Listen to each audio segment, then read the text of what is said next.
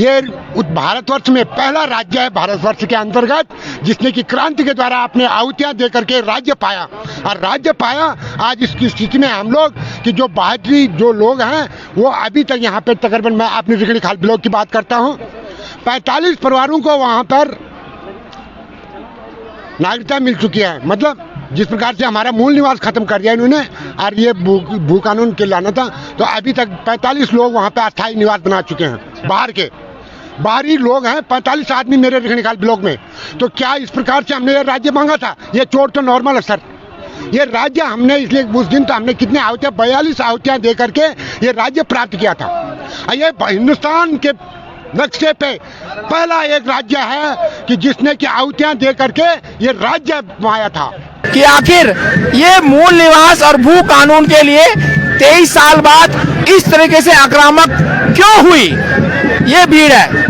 तो धामी जी, धाकड़ धामी जी, आप देख लीजिए अंकिता हत्याकांड के बाद आप किस प्रकार मौन रहे। विनीता हत्याकांड में भी आप मौन है, हर हत्याकांड पर आप मौन है। तो राज्य में हत्याकांड नहीं होने देंगे, मूल निवास की लड़ाई से शुरू करेंगे और इन अपराधियों को उनके वापस गांव भेजेंगे जहां से आए हैं, जिन राज्यों से आए हैं। इसलिए लड़ाई लड़ी जा रही है, मूल निवास की, भू कानून की लड़ाई लड़ी जा रही है। और ये लड़ाई लड़ने के लिए आज सड़क पर आ गए हैं, हर तरीके से आ गए हैं, जगह जगह से आ गए हैं, राज्य के कोने कोने से आ गए हैं। अब इन एजेंटों के भरोसे राज्य नहीं चलेगा, राज्य के लोगों की वजह से चलेगा, उनके हितों के लिए चलेगा।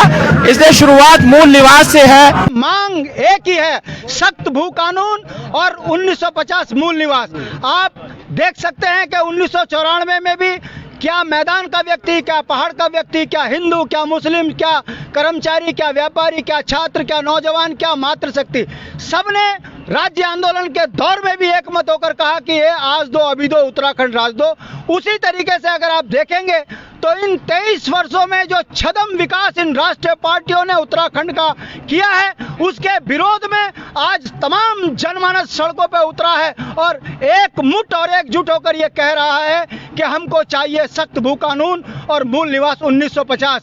मगर ये अवैध नारंगी जिन्होंने यहाँ मोदी के नाम से उत्तराखंड राज्य विरोधी एक संगठन रखा है, ये तय करेगा कि कौन राज्य के पक्ष में है और कौन राज्य के विरोध में है। अगर मैं इतिहास की बात करूं तो जो अंग्रेजों के साथ में दोहरा चरित्र देश की आजादी में करते थे, वही इन्होंने उत्तराखंड आंदोलन में भी किया, डबल चरित्र अपना दिखाया। और राज्य बनने के बाद जब पहाड़ का पहाड़ी अपने अधिकारों के लिए एकमत हुआ तो इन्होंने जो है आज मोदी के नाम से कार्यक्रम रख के ये बता दिया कि ये नारंगी की अवैध संतानें उत्तराखंड को लूटने के लिए, 40% कमीशन खाने के लिए, उत्तराखंड के मूल अधिकारों पर डाका डालने के लिए उत्तराखंड की जनमानस को इस आंदोलन से रोकने का प्रयास कर रहे हैं। मगर आप देख सकते हैं पुलिस के दम पर ऋषिकेश में गाड़ी रोकी है, नजीबाबाद में गाड़ी रोकी है, कुमाऊं की गाड़ियों को नहीं आने दिया जा रहा है, गढ़वाल से गाड़ियों को नहीं आने दिया जा रहा है। उसके बावजूद भी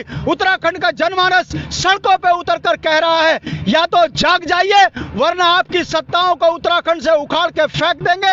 आप ये हजूम बताता है कि उत्तराखंड का अधिकारों के लिए लोग एकमत हो चुके हैं। सरकार घबराई है। कल रात को नींद में भी धामी चिल्ला रहे थे, हमने दे दिया, हमने दे दिया। हम ये पूछना चाहते हैं कि भारत के संविधान में जब ये भागड़ हो जा तू, हम जीतेंगे, कितना भागड़ हो जा तू, हम जीते हैं, हम जीते हैं, कितना भी हैंडसम हो जा तू, हम जीते हैं, हम जीतेंगे, तेरी हर हैंडसम पंक्ति से हम जीते हैं, हम जीतेंगे, तेरी हर धाकड़ पंक्ति से हम जीते हैं, हम जीतेंगे, तेरी हर धाकड़ पंक्ति से हम जीते हैं, हम जीतेंगे, सिरदेव सुमन के वंशज हैं, हम जीते हैं, हम जीतेंगे, सिरदेव सुमन के वंशज हैं, हम जीते हैं, हम जीतेंगे, हम वीर कंवर सिंह के चेले, हम जीते हैं, हम जीतेंगे, नेहरू और गांधी के चेले, हम जीते हैं, हम जीतेंगे, सरदार भगत सिंह के चेले, हम जीते हैं, हम जीतेंगे, कितने भी लट बरसा ले तू, हम जीते हैं, हम